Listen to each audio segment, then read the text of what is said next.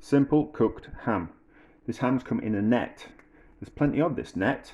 What we need to do is just pull the net further over the ham, and then it keeps a better shape. Otherwise, there's a danger that the net will shrink as the ham expands slightly, and then we will lose the shape. So, pull the net firmly over the ham, like so, and then it'll keep its shape a lot better without tying. If you need to tie the ham, a simple way is to do one knot, go around again, pull tight, twist the other way, and that will lock it in place, and then you can just put a simple knot in, and then you don't need to do any fancy butcher's knots, and you don't need anyone to lend a finger. We don't know how salty that meat's going to be, so we're going to soak it in water,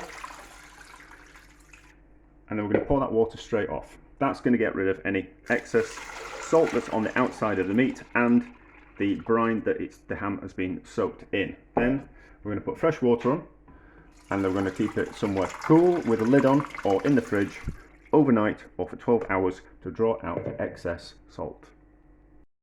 Throw away the water that has been soaking in overnight. It's done its job, it's taken the salt out of the water. Replace with cold fresh water and bring up to the boil.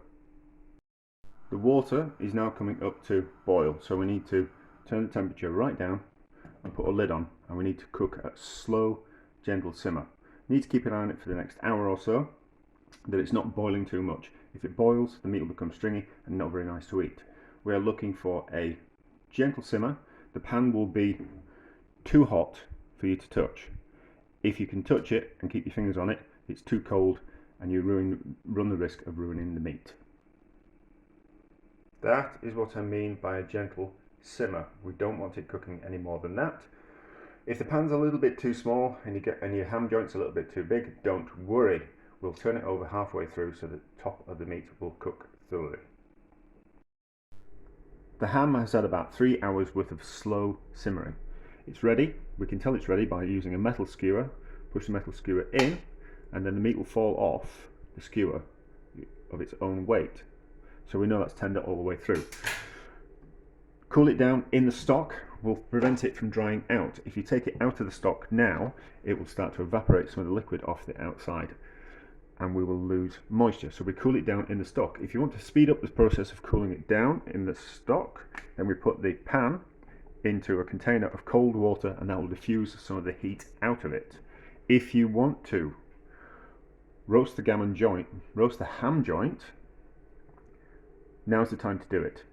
Take off the elasticated netting and the skin, score it, put on mustard, sugar, brown sugar or honey, and then put it in the oven on a high temperature to get a nice glaze on it.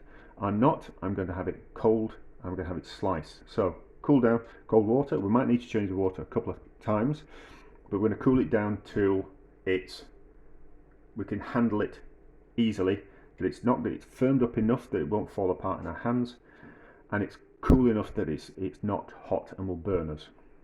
It is now cool enough to handle by hand. We'll just make it easier. If you use tongs or forks or things like that, you'll have a habit of breaking the ham up a little bit. So hands are just slightly better. So onto a plate, covered, and then in the fridge. The stock we're not going to waste. I'm going to let it go cold in the fridge and set, and we'll find that there's a layer of fat on the top. That fat's delicious and can be used for all kinds of things. The stock underneath, just as delicious, perfect for making soups, perfect for cooking vegetables in. You might think it's a little bit salty when you taste it. I'll taste it now.